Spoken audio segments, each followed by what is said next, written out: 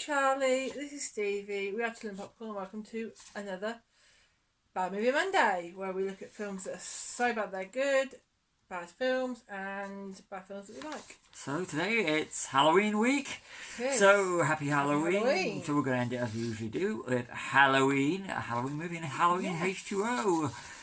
20 years later, directed by Steve Miner, who also directed Friday the 13th Part 2 and Part 3.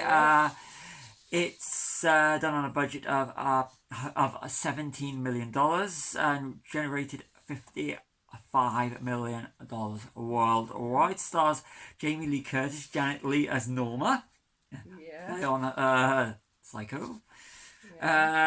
Michelle Williams, Joel Hartnett, LL Cool J, Joseph Gordon-Levitt, and Chris Durand as Michael. And it's nice to see Jamie Lee Curtis returning as Laurie Strode. Yeah. We have time for a little bit of trivia. Go for trivia. Most of it's from IMDb, but Jamie Lee Curtis and Josh Hartnett both appear in the show The Bear, They do. which is absolutely fantastic. I don't know if they share a scene together, but I know they are. So Janet Leigh's first role in a feature film for 18 years. Her previous theatrical film was The Fog in 1980. John Carpenter, which also stars her daughter, Jamie Lee Curtis. The shortest Halloween movie in the series of a runtime of 86 minutes. Michelle Williams signed on without ever seeing any of the Halloween movies. During the scene where Norma is leaving, she stands in front of the car from Psycho. Mm-hmm. The music playing in the background is also from Psycho. Janet Leigh, who plays Norma, played Marion Crane in Psycho. If you're watching this, you already know that. The license plate in the car is also the same as the second car Marion buys in Psycho, NFB 418, which are Norman Bates' initials. And lastly, Norma is the name of Norman Bates' mother from Psycho. That's all from IMDb. And there's also, she also comments that the drains are blocked. Yes, I thought that was... We counted 5. We did count 5, there maybe more. Psycho references. But then again, Halloween, Psycho... Yeah, so... Should we... what did you think? Let's do the notes, yeah. Straight into the notes. So, we start off with a question here. What timeline are we in? I think it's 1, 2... I think it goes 1, 2, this. You forget... It was, I think, I read in the trivia that it was supposed to be a direct, or almost direct sequel to them too. Yeah, so it's 1, 2, H2O. Yeah. Then you've got the Thorn timeline, which is 4, 5, and 6. You've got Halloween 3, which is a standalone. You've got Two Rob Zombies, and you've got the Danny McBride. Yes, the Halloween Kills and Halloween Ends. Yeah, those ones. I like those ones. Anyway, it's not set in Haddonfield. Haddonfield, yeah, it's not set in there. Is it? It's set in California. It would have been better if it's been set in Haddonfield. But then again, if you've watched this is spoiler heavy, so let's go straight into it. Yeah. If it'd been set in Haddonfield, we'd be going, why didn't she move out ages ago? But that's true. So this shows that she did move out. But how did Michael actually find her? Yeah. She changed her identity. Yeah, she Is it supernatural? Her identity. Yeah. Shall we forget the other movies happened? Yeah, because it's kind of like she has a daughter and she's dead. Laurie Strode is in the other timeline. There was a theory I read that she put her daughter up for adoption. That would also work. Because Michael knew that she had a daughter.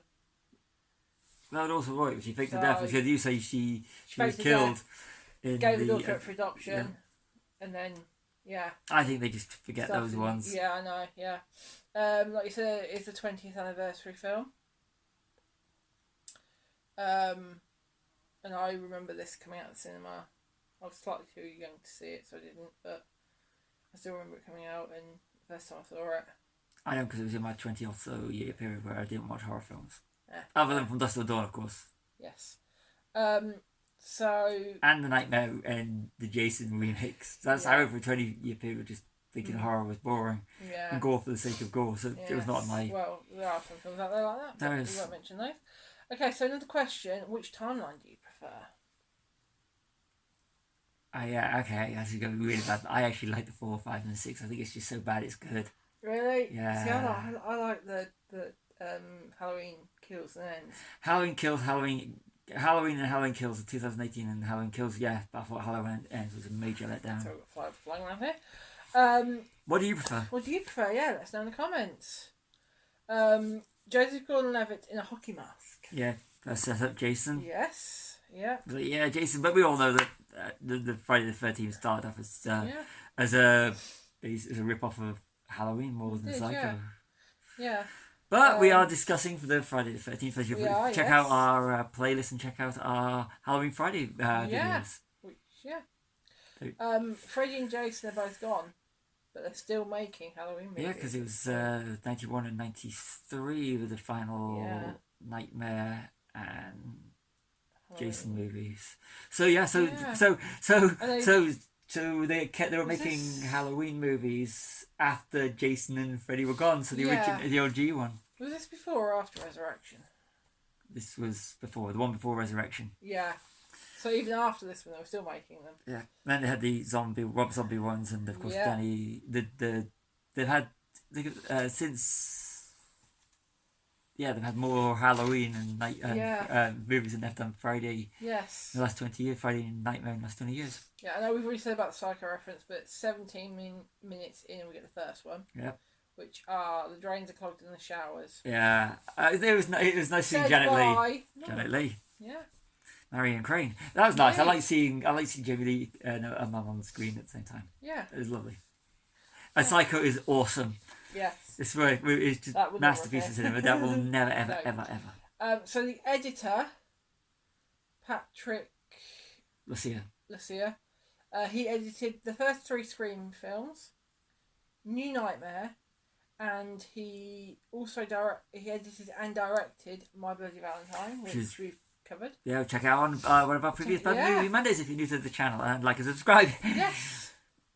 So they've still got Michael as being Laurie's brother. Yeah. Do you like that? Do you like that? Do you like that, or do you think it's too convoluted? I preferred it with the 2018 ones where it's just like just all a load of rubbish. Yeah. So leading on from that, which do you prefer, Michael Myers being related to Laurie or not? I don't like it because it's do you? What do you prefer? I don't really know because I'm not I've seen the films but not that many times to really kind of have an opinion on it. But what do you think? No, I think it's stupid. Yeah. I like the retcon that they did in the 2018. Yeah. With all the Psycho references, does it make you want to watch Psycho? Yes, yes.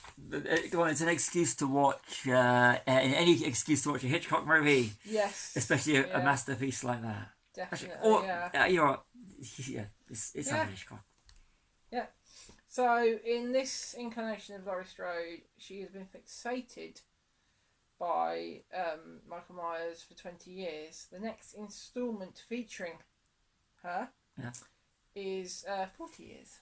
Yeah, survivalist Laurie Strode. Yeah, and I like that Laurie Strode. I like her. Badass. But Jamie Lee Curtis is awesome. She is good. And she deserves all the awards and everything she's getting now, even though it's long overdue. And it's kind of funny because she plays that Laurie Strode is like a continuation. Yeah. After 20 years and everything, but when it's more, I like the more realistic version. Yeah. That's in the David Gordon Green and McBride ones. Like I said, the ends was a bit of a letdown, but Halloween and Halloween Kills are brilliant, absolutely brilliant Halloween movies. Should we get back to this one? Yeah, let's get back to H20. Haven't got much left, so you said that it works better when they use a Halloween theme. Yeah, it does, but they didn't use it right in this movie, and that's one thing. It's like it should be like because it wasn't John Carpenter directing, maybe. Yeah, but he only did the first one. I know, but he set the standard, didn't he? So. I always think it should be like the shark from Jaws. You hear it, you know it's coming. Yeah. But I just thought it was just very mixed in with all the other music. I didn't think it was. I thought that was a major letdown. It was like it just seemed to be used random. There's no rhythm to it. Yeah. And so I really thought that it was very. If you're deconstructing it, was very jarring. Yeah. You also said that it lacks tension. It lacks. It does. It's a bit of a... Got that glossy look to it, and it's kind of like bright, too bright. Yeah, I see it as more of like a teen horror, where it's... I know, what was it, an 18? It was an 18. It was an 18. I mean, if you look at... but it seems like it's more aimed at a 15 audience. Yeah, but if you look at... you look at Josh Hartnett, who was in... who was also in the same year, he was in The Faculty. Yeah. Robert Rodriguez. And horror, but it's the cameras and the film stock. Yeah. It gives... This one's so glossy, it's so 90s. It's got that... It has got that 90s feel to it, actually. Because I never watched The Beacon. It's got that TV Buffy the Vampire glossy look to it, and I don't think it worked. Very gritty. It was what was, like you said, it was teen. It was teen. And it was, considering it was directed by Steve Miner, who directed Friday the 13th Part 2 and 3. Yeah. So, like, this is a guy that knows how to do this sort of movies, but it just felt like, you know... It just didn't work. The tension wasn't there. The lighting was off. Yeah. It wasn't dark enough, and it just and it just there was no logic to the there's no okay, he's a psychopath, but there was no logic to it like there was in the other Halloween movies that we've watched. There's no. It was just like there he is. He's just going to start killing people off along the way.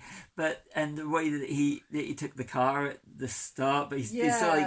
And those two didn't get killed. Yeah. There was no logic to it. I was kind of thankful that the little girl didn't get killed, actually, because I was thinking I couldn't remember that bit of it. So. It just didn't work for me. It didn't, Michael walks too fast. He does walk too fast. That was so annoying. And the eye holes in the mask too big. Too big in the mask. Yeah. And you can see it just didn't work. The mask didn't work. I think that's of all the ones we've watched. I think we've watched them all all the Halloweens now. This is my least favourite of the masks. They're all relatively the same, but the eye holes are too big on the mask, and he does walk too fast, and it just does look like a stuntman in it. There was no real character to Michael. There wasn't, and it was. There's no explanation there how he had that mask. You know, you just see him with the mask at the start, and there's no explanation as to how he got it.